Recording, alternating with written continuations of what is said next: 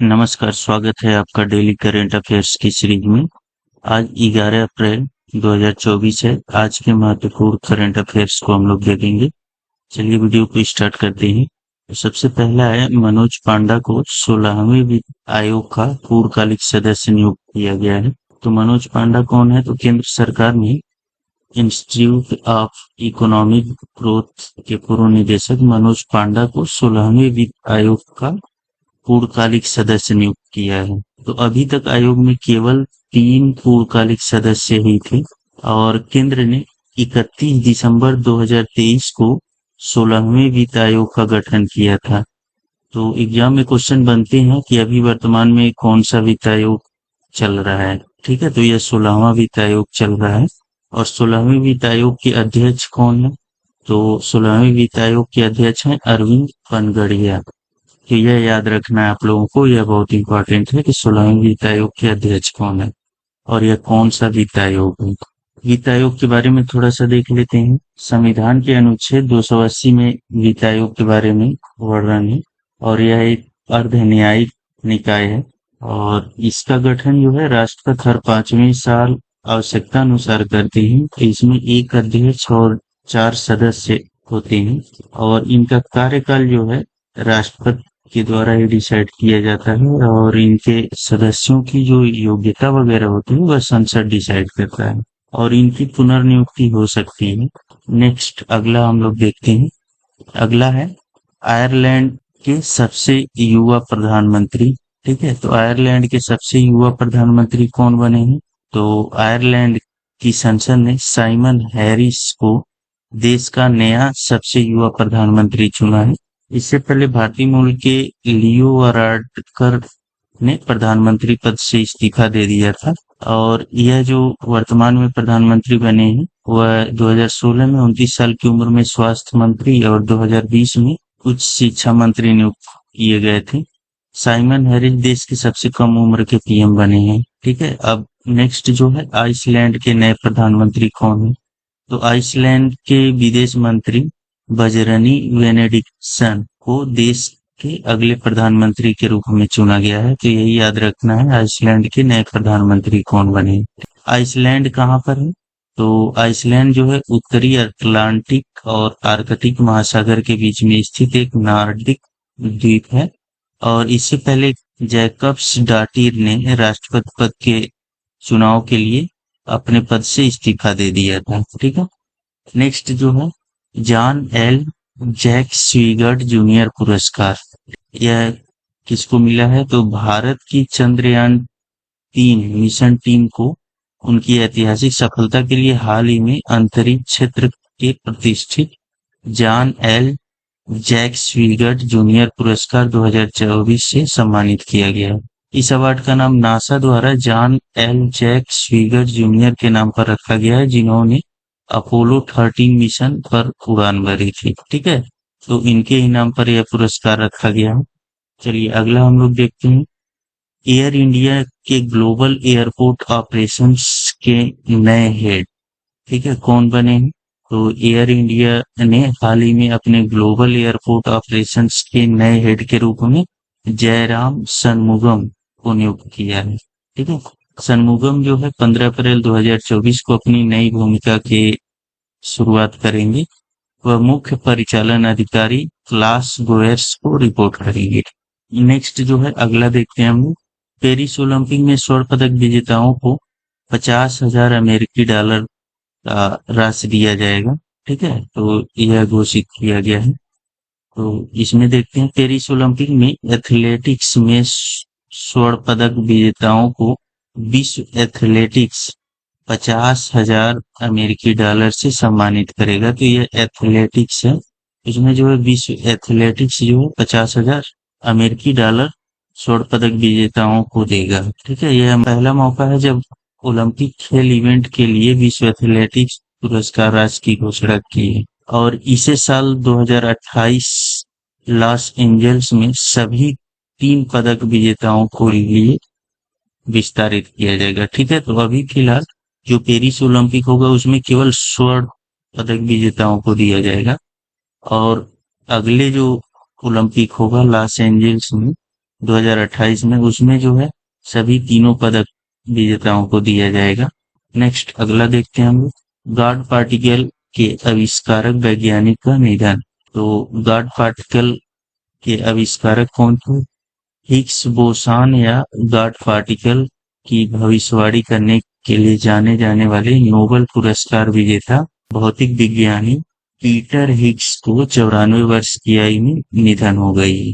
ठीक है, तो पीटर हिग्स जो है इसके आविष्कारक हैं एक तरह से, तो उनका जो है 94 वर्ष की आयु में निधन हो गया है। मानक मॉडल के लिए महत्वपूर्ण हिग्स का 1964 का सिद्धांत बताता है कि कैसे उप परमाणविक कण द्रव्यमान प्राप्त करते हैं। ठीक है, उनकी भविष्यवाणी की पुष्टि लगभग 50 साल बाद लार्ज हैड्रॉन कोलाइडर की खोजों से हुई है। वह यूनाइटेड किंगडम के थे। नेक्स्ट जो है अगला देखते हैं हम लोग, पाल्मे डियोर मानद पुरस्कार किसको दिया गया है?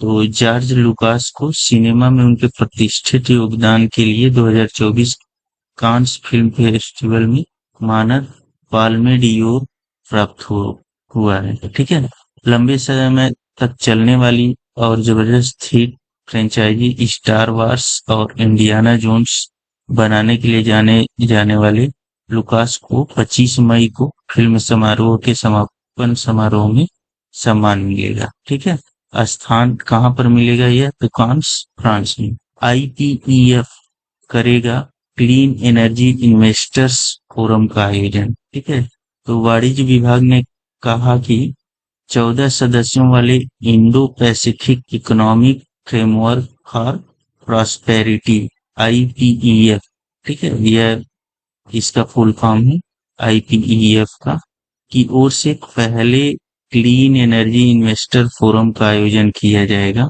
यह कार्यक्रम 5 और 6 जून को सिंगापुर में आयोजित किया जाएगा। Indo Pacific economic framework for prosperity मई 2022 में लॉन्च किया गया था। ठीक है, IPEF को मई 2022 में लॉन्च किया गया था। और IPEF फोरम का उद्देश्य टिकाऊ बुनियादी ढांचे, जलवायु प्रौद्योगिकी, अक्षय ऊर्जा परियोजनाओं के लिए निवेश जुटाना है। IPEF फोरम ने टेक कंपनियों और स्टार्टअप से आवेदन आमंत्रित किए हैं।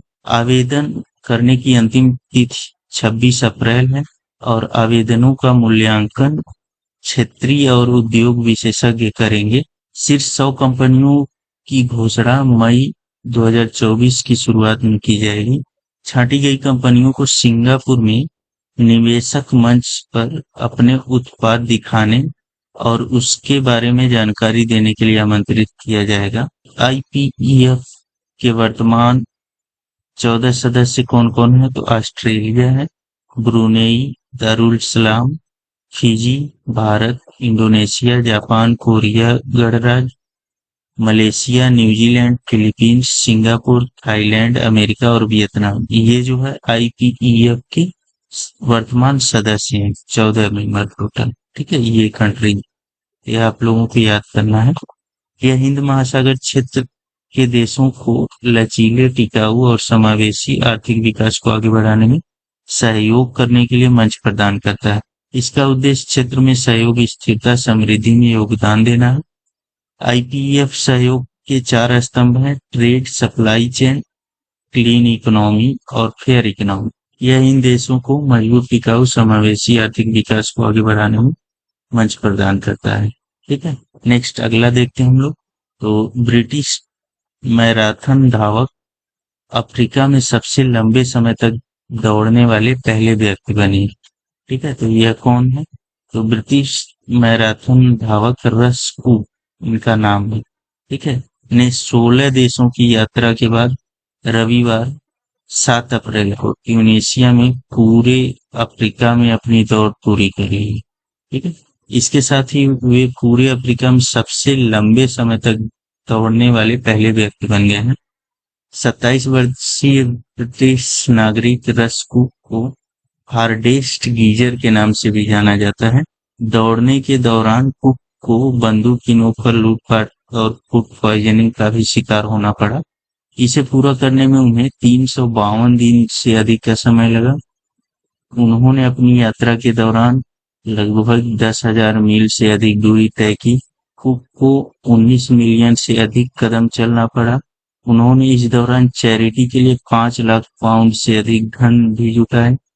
कुक ने अपने साहसिक कार्य की शुरुआत 22 अप्रैल 2023 में अफ्रीका के सबसे दक्षिणी बिंदु दक्षिण अफ्रीका का गांव एल अगुलहास से की थी। क्षेत्रफल के लिहाज से अफ्रीका जो है भारत से 10 गुना बड़ा है। ठीक है, यह अफ्रीका के बारे में है। और क्षेत्रफल के हिसाब से अल्जीरिया अफ्रीका का सबसे बड़ा देश है। और सबसे छोटा देश कौन सा है? सेशल्स है। अफ्रीका में कुल वर्तमान में 54 देश हैं। सबसे नया राष्ट्र दक्षिणी सूडान है, जिसे सूडान को विभाजित कर बनाया गया है। ठीक है, तो इस वीडियो में इतना ही। यह आज के महत्वपूर्ण करंट अफेयर्स हैं। वीडियो को आप लोग लाइक करें, शेयर करें और चैनल को सब्सक्राइब कर लें। धन्यवाद।